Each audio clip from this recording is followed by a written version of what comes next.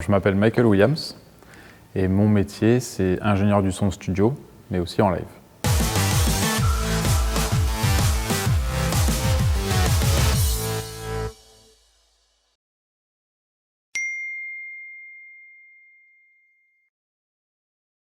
J'ai démarré il y a environ 6 à 7 ans. Je me suis passionné par le travail du son. Mon ambition c'était d'être musicien professionnel. Pendant ma formation, j'ai découvert tout l'envers du décor et tout le studio. Le travail de studio, pour moi, a mélangé cette exigence technique avec une créativité et une musicalité.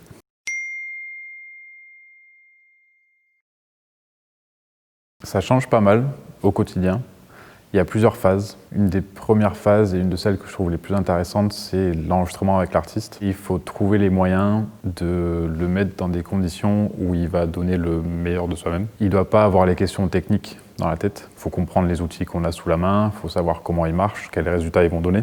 Ensuite, on passe à une phase de mixage où là, l'artiste n'est généralement pas avec moi. Et ça va être de reprendre toutes les sources qu'on a enregistrées et effectuer un travail sur le son de ces prises pour en faire un morceau complet qu'on va pouvoir entendre à la radio ou ailleurs.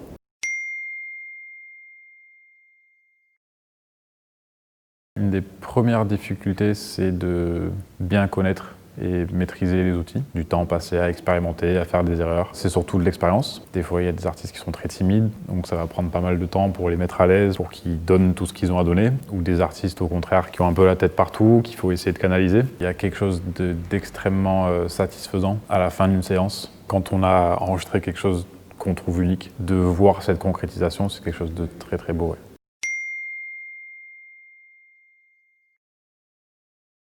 Ma formation initiale qui me sert aujourd'hui, mais surtout dans l'état d'esprit que ça m'a appris, c'est une école d'ingénieur spécialisée en physique qui m'a appris la rigueur, la patience. J'ai aussi une formation de musicien.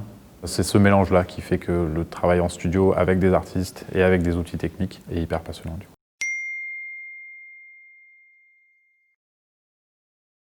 Je pense qu'il y a des choses qui changeront jamais. La relation entre un ingénieur en studio et un artiste, c'est de l'humain. Les outils technologiques se développent très très rapidement. Le son, c'est quelque chose de naturel. C'est juste des nouveaux outils qu'on a pour véhiculer différentes choses. Apprendre à les maîtriser, à les comprendre et d'intégrer du coup des nouvelles possibilités.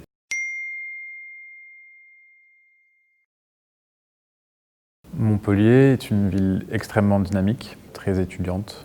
On a beaucoup d'artistes qui ont une créativité, qui écrivent de la musique, qui ont forcément besoin de l'enregistrer un jour. L'atout principal pour moi d'être à Montpellier pour faire mon métier, c'est le nombre de musiciens et d'artistes qui se renouvellent sans cesse.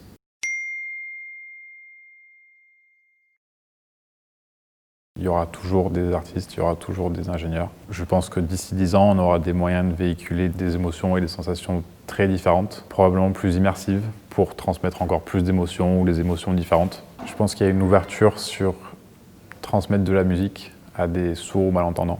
On commence à toucher du doigt à des choses qui sont assez concrètes.